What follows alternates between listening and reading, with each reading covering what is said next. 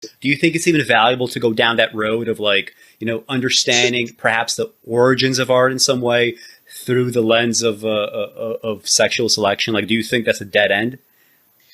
Well, certainly, if you look at artists, great artists of some stripe, they tend to do better with the female sex, or vice versa. I'm sure Anne Sexton had no shortage of would-be suitors, at least to get her into the sack at least once. But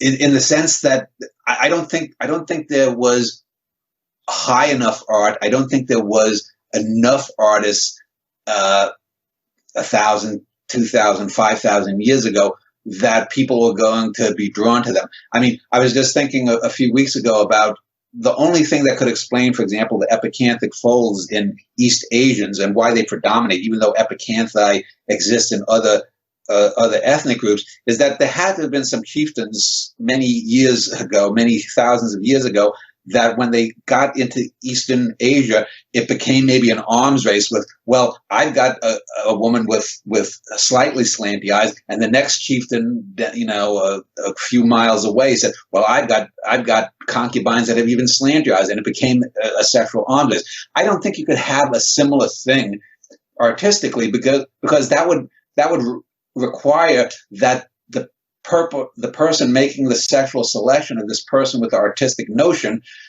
would have to understand that and understand that that's a good thing, even though there's no material benefit that's going to be gained in the short. I mean, imagine if you're a chieftain and you're collecting furs from animals, or you're collecting even trinkets made from cod or fish bones or something. You might like that here or there, but I don't know if that's enough that's going to prod any kind of sexual selection, that you're going to get a higher density, perhaps, of artists in one group or another. I think it's just random stumbling around, sexually speaking.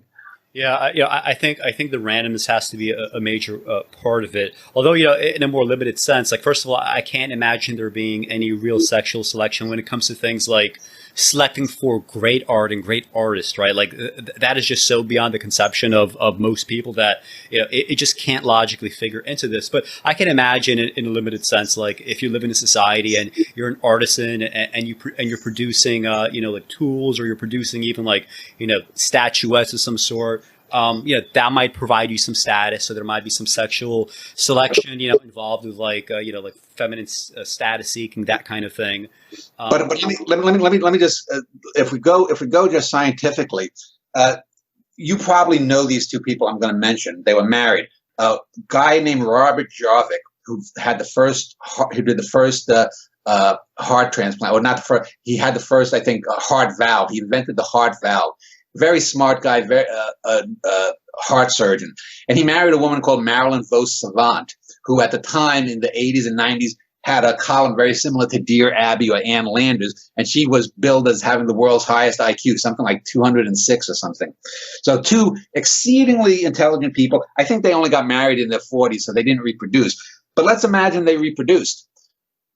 Can we really think that they would have had some super genius, that they would have had an Einstein or Marie Curie? If you look at people like a Thomas Jefferson appears in his timeline, and you can, whether he was racist or not, forget that stuff. No one can deny he was a very intelligent human being. But before him, was there any prior person in his time, his lineage, that did anything? Black or white descendants, have there been anyone close to Jefferson? No. So if you took Marilyn Vos Savant and Robert Jarvik, and they had met in their 20s, and let's say they had 5 kids, and you took, Joe Slobotnik and Mindy Horace, and they fucked and they had 5 kids, the chances of the super couple and the slobs having a genius come are going to be virtually equal. Yes, there might be a slightly higher chance. Maybe the Jarvik and Vos Savant coupling would produce 17 geniuses out of 1 million births, and the 2 slobs might only produce 11 geniuses out of 1 million births. but the chances that they're going to produce someone who's just sitting on their ass with their hand down their pants like Al Bundy from Married with Children is going to be overwhelming in both cases. People don't want to accept that it's a total roll of the dice. I could tell you, I genetically, when I found my natural family, on the one side, my female birth mother side, there were people who, well, I guess slightly smarter than average, but they had my maternal aunt, my birth maternal aunt, spent time in the nut house. She charted her family, and there was a guy in Wisconsin who was, I guess, an alleged meat cleaver killer.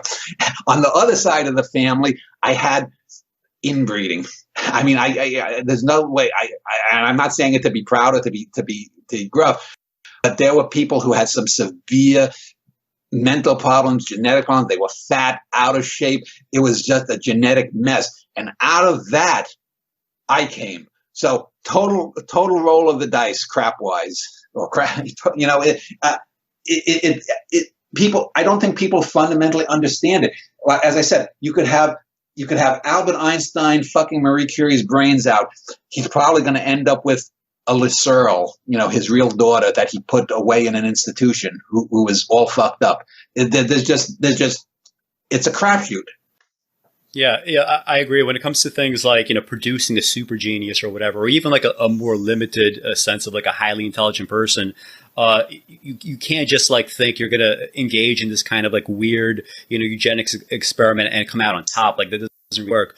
But, you know, again, I do think that in a more limited sense, like you could have a situation where you have a sexual selection for specifically things like, you know, the kind of creativity that would produce an artisan, right? Or you know, like a tool maker of some sort, or the creativity that would be required. And it's a very limited creativity, but the kind of creativity that might be required for becoming a lawyer, right? Versus like, you know, a blue collar worker, right? These are not the arts, and we should not ever overemphasize what these things in fact entail. But you know, I've often thought about like how can we relate sexual selection to the arts? And you mentioned the eye folds. You know, it's interesting.